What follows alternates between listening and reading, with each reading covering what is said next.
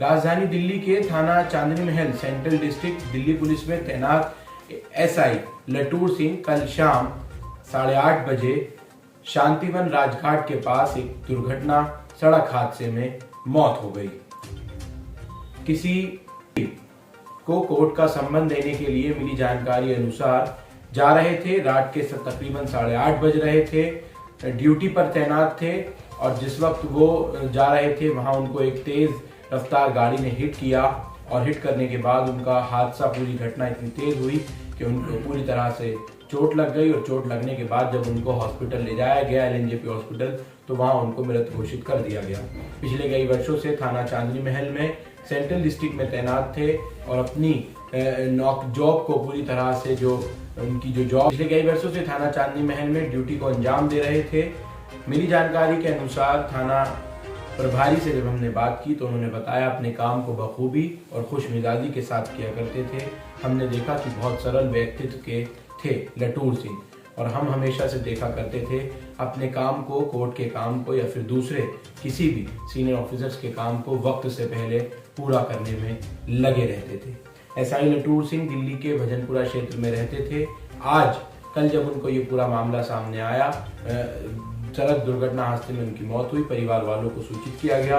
वो लोग पहुंचे और दिल्ली के मौलाना आजाद मेडिकल मॉर्चरी में उनके पोस्टमार्टम के बाद उनके पार्थिव शरीर को उनके घर पहुंचाया गया, जहां उन्हें राजकीय सम्मान के साथ विदाई दी गई। मौके पर दिल्ली पुलिस के तमाम आला अधिकारी पहुंचे।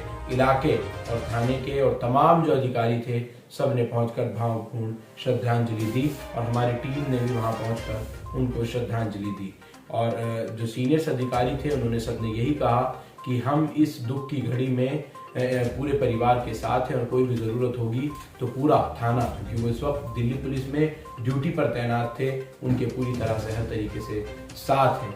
वहीं 31 जनवरी 2023 को, यानी अब से ठीक 15-16 दिन बाद, लटूर सिंह का कार्यकाल ड्यूटी का पूरा होने वाला था, सेवानिवृत्त होने वाले थे और 15 दिन पहले रिटायरमेंट से ये सब कुछ मामला सामने आया और हमारे बीच अब लटूर सिंह नहीं रहे। वहीं दूसरी खबर, एक और बहुत आज दिन भर चर्चा का विषय बनी रही। दिल्ली से मुरादाबाद जा रही ट्रेन में एक कारोबारी जिसका नाम आसिम बताया जा रहा है, जैसे ही ट्रेन हापुड़ में पहुंची कई लोग ट्रेन में चले और ट्रेन में चढ़ते ही आसिम के लिबास, चेहरे पर टोपी और दाढ़ी को देखकर आसिम के साथ जबरन मारापीटी करने लगे। आसिम को ये प्रेशराइज किया कि वो जय श्री राम के नारे लगाए और आसिम ने जब जय श्री राम के नारे ट्रेन में नहीं लगाए, भीड़ मूर्ख दर्शक बनकर देखती रही। आसिम को कपड़े उतार कर जबरन उस पर बेल्टे बजाई। वीडियो सोशल मीडिया पर किसी व्यक्ति ने बना लिया और वायरल कर दिया।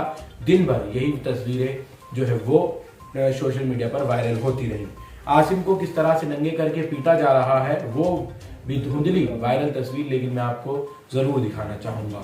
और इस पूरे मामले में जो ये कारोबारी आसिम है, इन्होंने क्या बयान दिया है ये भी जरूर मैं आपको सुनाऊंगा। आसिम, ये बताइए जो वीडियो वायरल हो रहा है ट्रेन के अंदर कुछ युवक एक व्यक्ति को मार रहे हैं, क्या ये वीडियो आप ही का है? जी हाँ, मेरा ही है। क्या हुआ था, ये घटना कैसे? सर, मैं देरी से चला था मुरादाबाद के लिए। हाँ।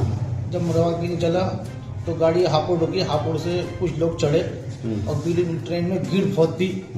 जब भीड़ बहुत थी, कुछ लोग आगे 8-10 लोग मेरे आगे आए और धक्काबाजी करने लगे। उसी दौरान एक आदमी पीछे से बोला, अरे चोर है, चोर, मुल्ला चोर है, मुल्ला चोर के होते हैं। तो एकदम जब उन लोग पीछे वाले ने कहा तो ये एकदम सबने मारना चालू कर दिया। तो मारते इतना मारा, एकदम मेरी दाढ़ी पड़ के हैजी और कहे मुल्ले सब ऐसे ही होते हैं और इनसे कहो जय श्री राम के नारे लगा। मैंने मना कर दिया, मैं लगाऊंगा। तो इन्होंने मुझे लेटाल दिया और मेरे कपड़े उतार दिए और मुझे लेटाल दिया। लेटालने के बाद इतना मारा साहब, बहुत ज्यादा मारा। मैं बिल्कुल अधमरा हो गया, मुझे नहीं पता क्या हूँ क्या नहीं हूँ। तो बहुत ज्यादा अफलत को आ गया। और जब मुरादाबाद का और मेरे पास 2200 रुपये थे, वो भी निकाल लिए।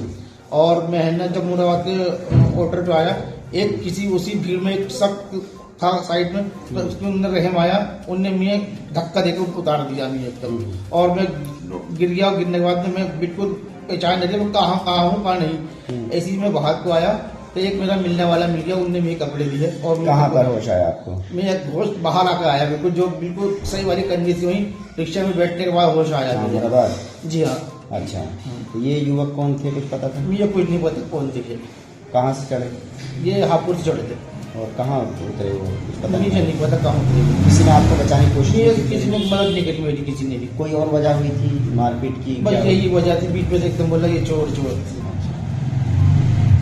अलावा इस बयान के एक और दूसरी नफरत से भरी उजागर करने वाली तस्वीर जिसमें नफरत और कट्टरपंथी कूट कूट कर भरी है, दिल्ली के उस इलाके से आई है जहां 2020 में राजधानी दिल्ली दागदार हुई। दंगों के लिए जिस तरह से नॉर्थ ईस्ट दिल्ली में दंगे हुए थे, वही तस्वीर एक बार फिर राजधानी दिल्ली के ब्रह्मपुरी से दंगों की नहीं, लेकिन इस तरह की धार्मिक उन्मुक्ता को बढ़ावा देने वाली, सांप्रदायिकता को बढ़ावा देने वाली सामने आई है। ब्रह्मपुरी के मकान मुसलमानों को कोई भी हिंदू नहीं बेचेगा, ऐसे poster Brahmpuri Seelampur north east की गलियों में लगे हुए हैं। अगर कोई हिंदू व्यक्ति अगर अपनी मकान की रजिस्ट्री को किसी मुसलमान को बेचता है तो वो उसका खुद जिम्मेदार होगा, उस रजिस्ट्री को नहीं होने दिया जाएगा। इस तरह की सांप्रदायिकता और भाषा के पोस्टर दिल्ली के नॉर्थ ईस्ट ब्रह्मपुरी में लगे हैं। लोग ट्विटर फेसबुक पर दिल्ली पुलिस को टैग कर पूछ रहे हैं कि इस व्यक्ति की गिरफ्तारी कब होगी, क्योंकि ये व्यक्ति कोई आम इंसान नहीं बल्कि प्रदीप शर्मा नाम का गली नंबर 13 का रहने वाला कोई वकील है, अधिवक्ता है। और आखिर सवाल ये है कि आखिर इस तरह की धार्मिक उन्मुक्ता, सांप्रदायिकता को बढ़ाने वाला, हिंदू मुस्लिम धर्म के नाम पर लड़ाने वाला या नफरत भरी पोस्ट आखिर कोई भला कैसे कर सकता है। देखिए इस पोस्ट को और पढ़िए पूरी तरह से, क्या कुछ इसमें झूठ कूट कूट कर नफरत और कट्टरपंथी की सोच भरी हुई है। लेकिन सवाल इस बात का है, क्या इस पोस्टर को निकालने वाले प्रदीप शर्मा अधिवक्ता है, वकील हैं, नाम भी लिख रहे हैं और खुली धमकी भी लिख रहे हैं कि कोई भी अगर इस मकान को, अपने मकान को हिंदू भाई अगर मुसलमान को बेचेगा तो वह उसका खुद जिम्मेदार होगा, उसकी रजिस्ट्री नहीं होने दी जाएगी, उसको मकान बेचने नहीं दिया जाएगा। अगर किसी ने बेची तो वो खुद जिम्मेदार होगा। केवल हिंदू पार्टियों को ही अपने मकान और दुकान बेचे, ऐसा ब्रह्मपुरी नॉर्थ ईस्ट दिल्ली में पोस्टर लगे हुए हैं। अब सवाल इस बात का, देश में धार्मिक उन्मत्तता और नफरत क्यों इतनी कूट कूट कर भरी है? क्या इस पर सरकार की तरफ से कोई ठोस कदम उठाया जा रहा है? तो एक जवाब आपको मिलेगा, सरकार की तरफ से नहीं बल्कि माननीय उच्च न्यायालय हिंदुस्तान के सुप्रीम कोर्ट ने कल ही तमाम टीवी न्यूज चैनलों को बढ़ती नफरत, उन्मुक्ता, सांप्रदायिकता को लेकर बयानबाजी, एंकरिंग पर बड़े सवाल खड़े किए हैं। वहीं सुदर्शन न्यूज के शौरेश चौहाड़के पर दिल्ली पुलिस से सवाल पूछा है कि अभी तक आप लोगों ने इन पर कोई एफआईआर दर्ज क्यों नहीं की, क्यों अभी तक इनकी गिरफ्तारी नहीं की गई।